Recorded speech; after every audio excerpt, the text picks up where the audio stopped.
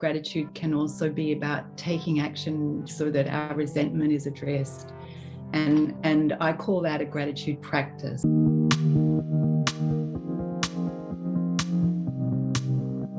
Well, speaking of your book, and just to kind of to mention the title once again, so Untangling You, How Can I Be Grateful When I Feel So Resentful? So we've kind of touched on parts of it anyways, and obviously we'll share in the comments a link to the book, and you can get a sample copy of the first chapter, which is a really wonderful introduction into the book. But can you just tell us about the core message of this book and really what drove you to write a publication on that? Yes, because, okay, so I go back 25 years ago. So I started with my students and then I did a whole development of strategies and workshops and going out into schools and universities and working with students. Then I realized with my own students that my own inner attitude of gratitude or resentment, which is the opposite of gratitude, was really impacting on them. So I realized that in order for my students to practice gratitude, I, as the educator, needs to practice. So I moved my pedagogy from students to teachers.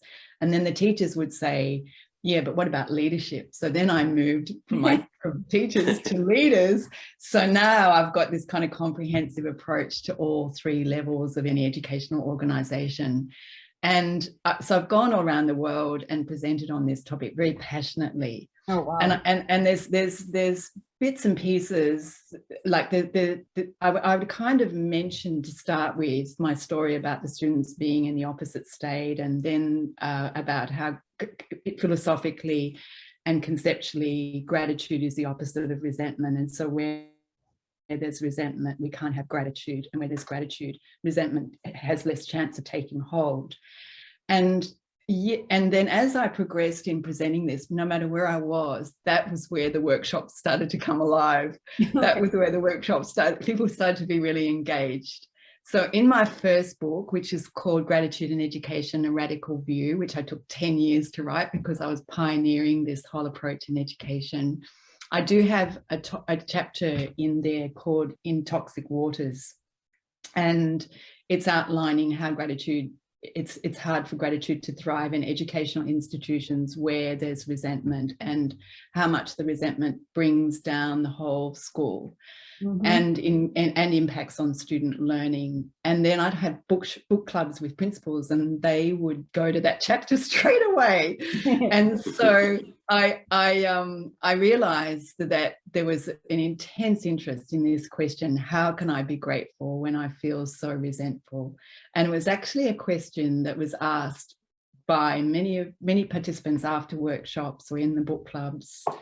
And so then I just decided, then I researched it, and there was nothing written on it. And so I thought, oh, well, okay, I'll be the one who writes this book. And, awesome. And I had so much material. And and I really wanted, my first book was really more theoretical because it needed to be, and I was coming to it from as a philosopher. This one I really wanted to write for the general public, and so it's got a whole lot of different scenarios that hopefully will resonate with everybody. And the core premise of it, besides the fact that we need to address our resentment if we're going to be truly grateful, the core premise of it is that resentment is never okay, even though it's part of the human condition. I love the title of your podcast because, you know, if we settle into the fact that we have resentment and we just accept that, which is how, unfortunately, many of us in society, Western societies especially, have just settled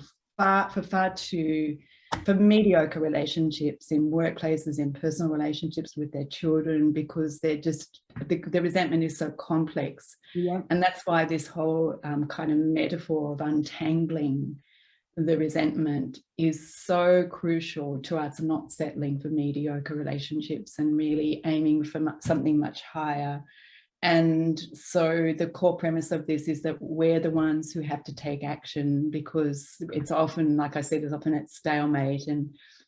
once we do take action, we do start to experience more vitality and less toxic things happening in our bodies and in our relationships in our world. And so it's very freeing, but it's probably one of the hardest things to do, because resentment tricks us into thinking that we are justified in holding on to it. So I'm having a conversation with resentment in this book and saying, no, you're not going to trick me. I'm going to outsmart you. And I'm going to be the one who's taking agency here and who's choosing my inner attitude. And gratitude gives us a really great reminder that there is another choice we can make. Yeah, no, I love that. I'm just, gosh, there's so much in there. I'm just trying to digest it. Sorry, I've raved on a bit. Sorry. No, you probably wanted awesome. to interrupt me somewhere along the line. No, I can just relate from all the things that Adam and I have talked about in prior shows and work that I've done on my own. It just ties in so much of what you're saying. And so I'm just, yeah, it's really resonating with me what you're saying and how profound of an impact something so simple could have on your life. And just even realizing that you have the power to choose not to be resentful, because I really think some people just don't even believe that they have the power to change that mindset. Like so many people have almost like, if you want to call it, the victim mentality. Yes, I found that a lot in your work, or yes, yeah. At the book launch, which was in the Hobart Town Hall, I had a delicious question from somebody in the audience, and they said, what happens if I just love my resentment? Like it's just so, it's so much part of me, and I really love being resentful to my ex-husband. And it's true, like it can become part of our persona, and many people object to this core premise. They go, look, I need my resentment. It's because and I've explored this in my book, it's emotion of justice. So we are getting justice with the other person by holding on to resentment, and resentment makes us feel that. But as Nelson Mandela famously says, and I've got this in my book, he says that, I'm just going to read it out so I get it right. He says that resentment is like drinking poison and hoping it will kill your enemies. Yeah, I was thinking. I was thinking of that. Yeah. So that's such a great statement, isn't it? That when we think that we're hurting the other person by holding on to our resentment, and we think that by giving up our resentment, we're letting them off the hook and condoning their unacceptable behaviour. But actually the only person we're hurting is ourselves, because quite likely they've moved a damn about us anymore, that we're holding on to it, you know. Yeah, exactly. And I think you're so right. You know, you captured it really well in that anecdote in that first chapter around Sarah and Dave. You know, and here's Sarah again, you know, just so frustrated and resentful of Dave, not communicating that frustration. Dave, meanwhile, is completely unawares of the fact that she's so resentful. But it's so true. It is this core belief we have in our head, which is, you know, I have to hold on to this resentment so that, you know, they get that. Yeah, I suppose it's the justice, and it's just such a strange thing. Where does that come from? You know, I suppose I had a follow-up question, but it was really just around, you know, why do we? Where is this origin come from that makes us think that it's a good idea in any way? I just think it's part of human nature.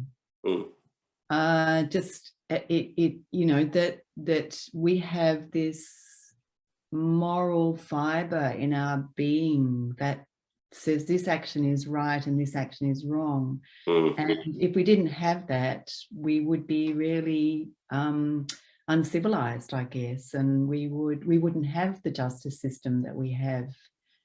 It's just more that there's stuck emotion around that we haven't learned to manage. And we haven't learned to express our resentment well, and because you know, in this book, I have this chapter called Speaking Up About Our Grievances. And I've waited until chapter 8 to put that chapter in, because in all my workshops, again, people would say, I'd rather die than confront that person. Yeah. So I know somebody who's climbed the Himalayas, come back from cancer, had 5 kids, done a PhD, but to speak about her pain and her resentment to the other person is terrifying. Yeah. Wow. So part of human nature also is that we're really highly relational. We really care about our relationships, even though we would like to sometimes pretend we don't. And therefore, anything that threatens the relationship further or makes us feel more vulnerable and more hurt and more resentful in the relationship to the other person is really hard. So this is complex and at the same time very rewarding, but we live in a quick fix society, and a lot of the pop culture around positivity and positive psychology in some instances and everything are very much about quick fix, and resentment is hard, and this stuff is hard and incredibly rewarding for our development of ourselves and not settling and being more expansive in ourselves. You know, it's just more not looking for the quick fix, looking for the opportunity to grow over time with the practice.